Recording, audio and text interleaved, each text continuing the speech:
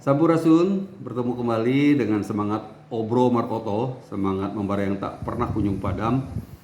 Sebagai purnawirawan polisi, hari ini saya amat sangat bahagia mendengar kabar yang sangat baik, yaitu tentang kompaknya atau adanya 3 pilar Kelurahan Cisurupan, Kecamatan Cibiru, Kota Bandung dalam menangani masalah Kamtibmas di wilayahnya.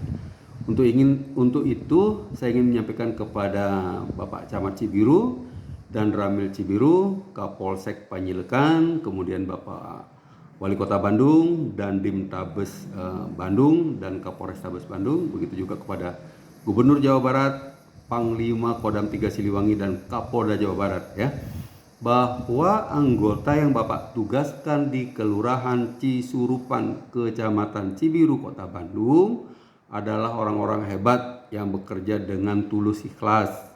Mereka mengabdi kepada masyarakat secara keseluruhan, tidak memandang kaya dan miskin. Kemudian mereka itu betul-betul kompak ya, saling mengisi. Mereka adalah Haji Misbahun Esos Mkes, lurahnya, kemudian Peltu Atut Suwardi, Babinsa, kemudian Brigadir Epta Normansyah, ini Babin Kamtibmas. Nah, mereka ini sekarang sedang berjuang membela masyarakat kecil yang bermasalah dengan hukum, yang melakukan pencurian rokok di Cipadung ya, di Borma Cipadung. Nah, kelompok 3 pilar ini sepertinya paham betul bahwa banyak para penjahat yang sesungguhnya, yaitu ada para penambang liar, para koruptor ya, yang masih bebas berkeliaran ya. Saya bacakan saja ya surat mereka kepada pihak Borma dan juga kepada Kapolsek. Dengan hormat yang berdatangan di bawah ini, kami 3 pilar Kelurahan Cisurupan, Kecamatan Cibiru, Kota Bandung, Lurah, Babinsa, Babin Kamtibmas, dalam hal ini bertindak untuk warga masyarakat kami tersangka, ini inisial aja ya, saya nggak baca lengkapnya identitasnya, inisial AS, menyampaikan bahwa warga kami satu tersangka AS ya, telah mengakui segala kesalahannya melakukan pencurian rokok di Borma Cipadung pada hari Minggu 30 Maret 2025 pukul 1.00 WIB. Yang kedua, telah dilakukan penangkapan terhadap tersangka inisial AS pada tanggal 7 April 2025 setelah keluarganya memberikan informasi. Jadi informasi diberikan pada keluarganya, pada pihak Borma ya, kemudian makanya gampang untuk lakukan penangkapan ya. Kemudian yang ketiga, telah dilakukan penahanan terhadap tersangka dimulai tanggal 8 April kemarin ya, di rutan Polsek Panjilekan, Polrestabes Bandung.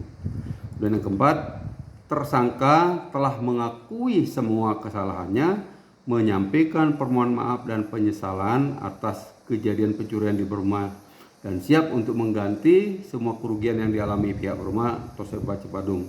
Nah, surat pernyataan ini diketahui oleh Ketua RT, Ketua RW, Babin Kamtibmas, Babinsa, tokoh masyarakat, Karang Taruna ya, serta teman-teman tersangka ya. Ini pernyataannya ada terlampir.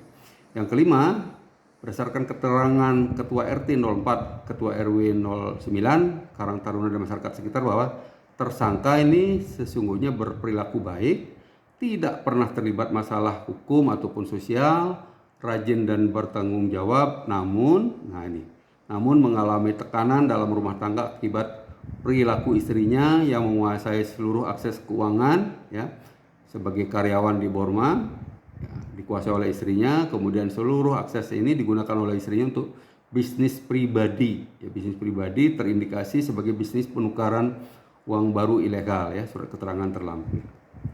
Nah, dengan ini mengajukan permohonan kepada pimpinan Borma Cipadung dan Kapolsek Panjilekan agar perkara ini dapat diselesaikan melalui mekanisme restoratif justice dengan pertimbangan yang pertama, bahwa telah ada Perpol atau Peraturan Kepolisian Negara Republik Indonesia nomor 8 tahun 2021 tentang penanganan tindak pidana berdasarkan keadilan restoratif.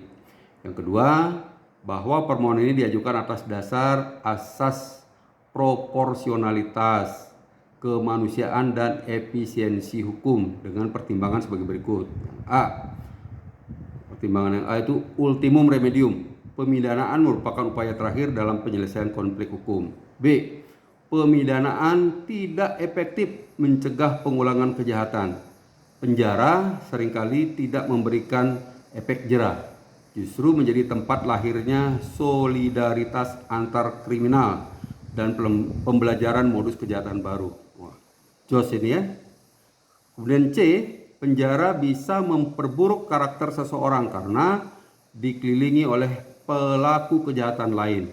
Minimnya program rehabilitasi dan pembinaan yang efektif. Kemudian stigma sosial setelah keluar dari penjara menyulitkan mereka mendapatkan pekerjaan atau diterima di masyarakat. Semua ini bisa mendorong mantan narapidana mengulangi kejahatannya karena tidak punya pilihan hidup lain. Jos ya. Ini hebat nih 3 pilar. D, dalam kasus yang tidak menimbulkan korban jiwa, alternatif pemidanaan seperti restoratif justice, mediasi penal, pembinaan sosial atau kerja sosial sebaiknya diutamakan. E, efisiensi biaya negara. Nah, ini hampir sama seperti yang dilakukan oleh KDM nih, Kang Deddy Mulyadi ya, Bapak Gubernur kita ya. Efisiensi biaya negara, overcrowded lapas, pemidanaan membebani negara dan menambah kepadatan lapas. F, tersangka kooperatif, memiliki tanggung jawab keluarga, menyesali perbuatannya dan berkomitmen tidak mengulangi, serta keluarga siap mengganti semua kerugian yang ditimbulkan atas kejadian tersebut. G, kami sebagai 3 pilar Kelurahan Cisurupan, Kecamatan Cibiru, Kota Bandung, yaitu Lurah, Babinsa, dan Babin Kaptimas bersama tokoh-tokoh masyarakat, tokoh agama, dan tokoh pemuda akan membina yang bersangkutan untuk menjadi warga masyarakat yang baik. Demikian permohonan ini kami ajukan dengan itikat baik untuk menjadi pertimbangan Bapak dalam penyelesaian masalah ini agar dapat dilaksanakan penegakan hukum yang berkeadilan, humanis, dan berorientasi pada pemulihan sosial. Atas perhatian dan kebijaksanaan Bapak kami ucapkan terima kasih. Bandung, 14 April 2025, 3 pilar kelurahan. Kalau membaca ini saya jadi ingat pengalaman di tahun 87 ya, waktu saya tugas di Indramayu ya. Saya tahun 87 sampai 92 itu melakukan penelitian tentang residivis tindak pidana pencurian di Kabupaten Indramayu. Nah, di mana rata-rata para pelaku pencurian setelah keluar dari penjara, dari lembaga pemasyarakatan, bukannya insaf tapi menjadi naik kelas ya, melakukan kejahatan yang lebih hebat lagi. Bahkan ada satu tokoh penjahat dalam penelitian saya itu yang sangat legendaris bernama Pak Ujang Golok ya, yang mana kejahatan diawali di lingkungan rumah, kemudian meningkat di lingkungan desa, kemudian lingkungan kecamatan, kemudian kabupaten, kemudian sampai antar kota, antar provinsi. Nah, tentu hal ini menjadi evaluasi bagi teman-teman di lembaga pemasyarakatan. Kemudian pengalaman berikutnya sewaktu saya menjadi Kapolsek Arca Manik di periode 2012-2015 di lembaga pemasyarakatan Tipikor ya di Sukamiskin ya, masih ingat saya. Ada beberapa narapidana koruptor yang saat itu telah bebas, yang sekarang telah bebas, pada saat itu ada di dalam LP, kan saya hafal betul ya. Kemudian saat ini kembali terlibat kasus korupsi kembali, ya. Jadi hal ini menunjukkan pola di mana seorang narapidana korupsi kembali melakukan tindak pidana korupsi setelah menjalani hukuman. Nah, hal ini merupakan tantangan dalam sistem pemasyarakatan kita. Perlunya upaya lebih lanjut dalam pemberantasan korupsi. Oke ya. Berapa untuk 3 pilar Kelurahan Cisurupan, Kecamatan Cibiru, Kota Bandung ya. Selamat berjuang. Semoga Anda betul-betul bisa membina masyarakat Anda menjadi orang-orang yang baik ya. Semoga berhasil. Hormat, salut. Oke, terima kasih.